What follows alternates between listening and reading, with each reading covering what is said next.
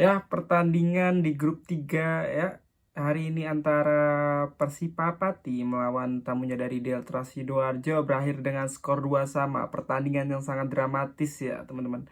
Ini pertandingan yang saya kira sangat mengecewakan buat Persipa fans ya, karena kita tahu sebenarnya dalam laga di babak kedua kali ini Persipa Pati itu sangat menguasai pertandingan walaupun sempat tertinggal di babak pertama, namun di babak kedua Persipa Pati tampil cukup apik ya. Namun sayang sekali di penghujung laga Persipa Pati harus kebobolan lewat gol bunuh diri dari salah satu pemain bertahan mereka yaitu Jacob. Ya, itu sayang sekali terjadi kepanikan di akhir atau di penghujung laga, dan kita harus ingat Persipa Pati kebobolan 2 gol di penghujung laga ya. Ya, yang pertama lewat tendangan bebas Saves yang kemudian berhasil dimanfaatkan oleh El Burji ya.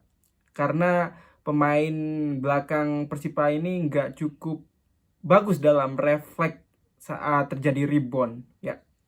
Nah, situasi seperti ini sebenarnya cukup sama dan menjadi PR ya buat pertahanan dari Persipa Pati. Ya, walaupun tadi sempat ada insiden ya, sebenarnya kalau saya boleh bilang kalau ada VAR itu gol nggak sah buat Deltras ya, karena terjadi pelanggaran cukup keras ya dari salah satu pemain Deltras yaitu Idris melanggar Sutanjiko dengan menyikut dia ya, ataupun memukul kalau nggak salah. Itu kelihatan, boleh teman-teman lihat nanti di tayangan ulang di beberapa video, pasti nanti akan viral juga. Kalau itu terjadi pelanggaran maka gol Deltras nggak sah dan kemenangan untuk Persipa gitu ya. Tapi ya itulah yang terjadi ya. Wasit telah mengesahkan gol dan baru eh, pemain Persipa itu protes, lalu Idris itu di kartu kuning kedua dan kartu merah untuk dia dan keluar. Ya, tapi aneh ya. Dia tetap dia tetap mengesahkan gol gitu, saya kira ya itu susah lah. Saya nggak tahu ya buat teman-teman pecinta sepak bola ataupun pengamat sepak bola, boleh teman-teman komen di bawah itu harusnya wasit itu harus bertindak bagaimana gitu. Oke, kita akan bahas susunan pemain ya teman-teman. Kita akan bahas susunan pemain ya. Dari Persipa Pati ada Abirama, kemudian ada Afrizan, ada Gus Turce, kemudian ada Imam Bagus Kurnia yang tampil cukup apik walaupun dalam laga kali ini belum menunjukkan kontribusi yang sebagus melawan Persekat, namun overall Imam Bagus Kurnia tampil cukup keren ya. Cukup membuat repot para pemain belakang dari Delta Sidoarjo. Kemudian ada Rizky, kemudian ada Saifullah Kader, ada MUD, ada Jafar, ada Erlangga, ada Zombie, ada Danu. Dan yang paling menarik adalah 2 gol tercipta dari Persipa Pati itu dari pemain pengganti ya, yaitu Fendi ya, Minggar, Fendi Ninggar ya, dan Imam Witoyo lah. Ini menjadi super sub dari Persipa Pati. Kalau kita lihat dari secara permainan Persipa Pati di babak pertama ya, saya kira itu dengan permainan semacam itu Persipa Pati saya yakin nggak bakalan bisa lolos untuk nanti ke babak 12 besar. Namun di babak kedua permainan Persipa Pati ini permainan yang sangat diharapkan ya, baik itu dari Persipa fans maupun manajemen dari official pelatih. Saya kira permainan Persipa Pati jika dilanjutkan seperti itu, bermain Spartan ya. Kita tahu kemarin Persipa Pati berhasil mengalahkan Persekat Tegal dengan skor 3-0, skor yang cukup telak, padahal di laga-laga sebelumnya melawan Persekat itu Persipa Pati selalu kesulitan ya. Walaupun terakhir waktu friendly match Persipa berhasil memenangkan laga melawan Persekat dengan 1-0, tapi skor 3-0 itu skor yang cukup meyakinkan bahwa Persipa ini nggak bisa disepelekan ya di edisi kali ini gitu. Oke, kita lihat secara permainan di babak pertama itu permainan, kalau teman-teman nonton juga pasti teman-teman ngantuk lah, bosen lah dengan permainan dari masing-masing tim. Ya itu terjadi karena kenapa? Karena dari masing-masing tim ini bermain sebenarnya cukup terbuka ya. Mereka menginginkan poin penuh, sama-sama menginginkan poin penuh ya dari Deltras ataupun dari Persipa. Namun setiap di sepertiga lapangan terakhir dari area lawan, bola kerap kali berhasil diintercept oleh para pemain belakang ya. Jadinya uh, nyaris nggak ada peluang yang bagus di babak pertama ya. Ada itu peluang bagus itu dari Deltras ya, itu melewati sayap mereka ya. Kalau nggak salah namanya Chavez ya, dari dia. Nah ini umpan direct ya dari pemain tengah Deltras itu berhasil merangsak masuk ke area kotak penalti ya. Itu artinya kenapa kok bisa para pemain Deltras dengan leluasa memberikan umpan semacam itu? Itu berarti terjadi miskomunikasi antara pemain belakang dari Persipa dan pemain tengah ya, terutama pemain jangkar gelandang bertahan dari Persipa ini nggak bisa menutup, lalu kemudian yang pemain belakang juga nggak bisa membaca kalau ada pemain lawan yang akan lari mengejar bola umpan dari pemain tengah lawan Deltras ya. Itu kalau tadi Chavez itu lebih tenang, mungkin Persipa akan kebobolan lebih awal gitu. Namun untungnya Chavez ini tadi kurang tenang, jadi beruntung buat Persipa Pati nggak kebobolan di sekitar menit 27 itu ya. Nah, namun sayang sekali di menit akhir ya, di menit akhir itu pemain berawal dari kesalahan pemain Persipa di tengah ya, dia berhasil dicuri bolanya, lalu umpan lambung langsung ke pemain depan dari Deltras dan dilanggar itu di depan kotak penalti. Dan akhirnya Chavez lewat tendangan tersebut mampu meletakkan tendangan yang cukup baik sehingga menyulitkan kiper dan terjadi rebound dan kemelut di depan gawang. Dan dengan mudah El Burji dengan tendangan sangat keras memasukkan bola ke gawang dari Persipa Pati. 1-0 di babak pertama. Ya, secara permainan overall pantas untuk Deltras Sidoarjo memenangkan laga di babak pertama ya. Lalu kemudian di babak kedua Persipa mulai bangkit ya. Dan ini menurut saya pergantian pemain dari Persipa Pati ya, ini cukup bisa diacungi jempol ya. Permainan itu menjadi sangat hidup. Kalau boleh saya bilang man of the match kali ini adalah Imam Mitoyo. Dia berhasil mencetak 1 gol dan berhasil mencetak 1 assist untuk Persipa.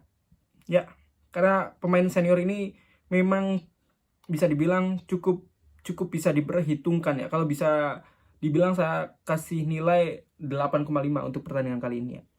Dan permainan begitu cair karena kenapa? Imam Mitoyo ini di musim sebelumnya kan dia bersama Gresik United ya. Dia bersama Imam Bagus Kurnia menjadi penyerang daripada tim Gresik United. Jadi permainan mereka bisa lebih cair karena udah tahu satu sama lainnya. Di gol pertama dari Persipa Pati, saya kira itu udah tinggal menunggu gol gitu kalau saya bilang, karena permainan Persipa sudah jauh berbeda, itu lebih banyak mengandalkan umpan-umpan terobosan dan umpan-umpan direct ya. Kita tahu itu memang sulit untuk dilakukan jika melawan tim-tim yang bagus ya, dalam artian dapat membaca umpan-umpan tersebut ya. Namun dengan umpan-umpan pendek ternyata Persipa Pati susah untuk menembus dari lini pertahanan dari Deltras ya. Akhirnya dengan strategi semacam itu Persipa Pati mampu ya membuat pertahanan dari Deltras itu kucar-kacir ya. Di babak kedua nyaris pertahanan Deltras itu saya kasih nilai sangat buruk ya. Susah sekali untuk mencegah umpan-umpan ataupun aksi-aksi dari para pemain depan dari Persipa Pati.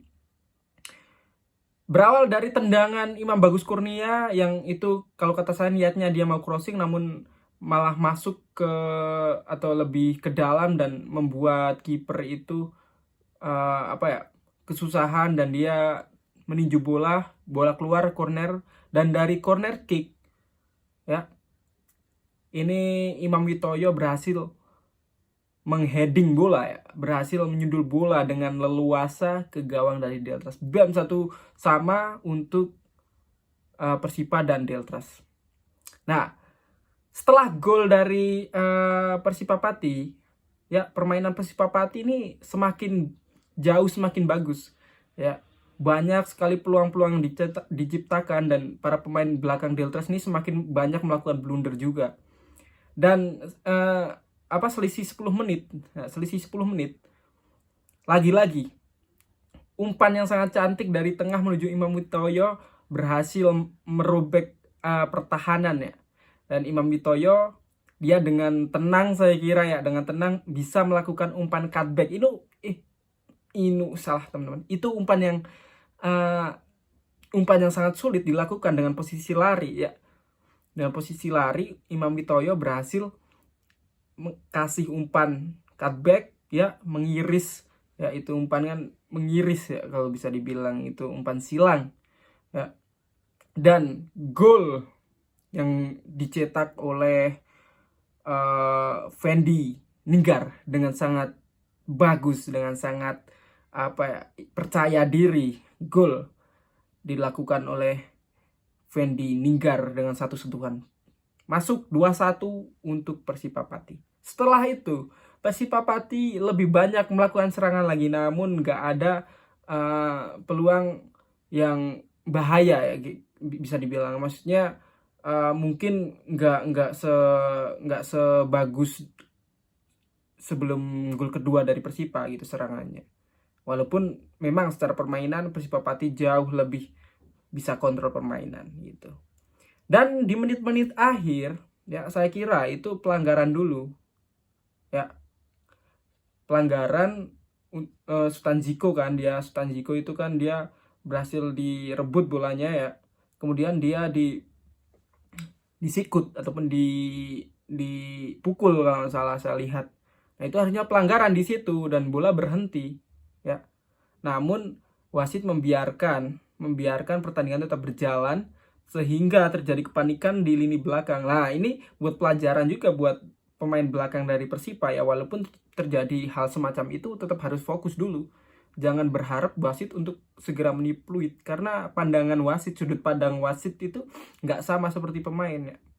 Jadi wasit itu sebagai hakim, sementara pemain kan menginginkan sesuatu yang lebih menguntungkan untuk tim atau player yang bermain. Sementara wasit harus menjadi hakim. Susah sudut pandang sebagai wasit juga ya. Walaupun kalau tadi saya boleh bilang itu sangat jelas itu pelanggaran gitu ya. Kenapa hakim garis juga nggak angkat bendera ya, saya kurang tahu. Dan terjadi kepanikan di lini belakang dan gol terjadi.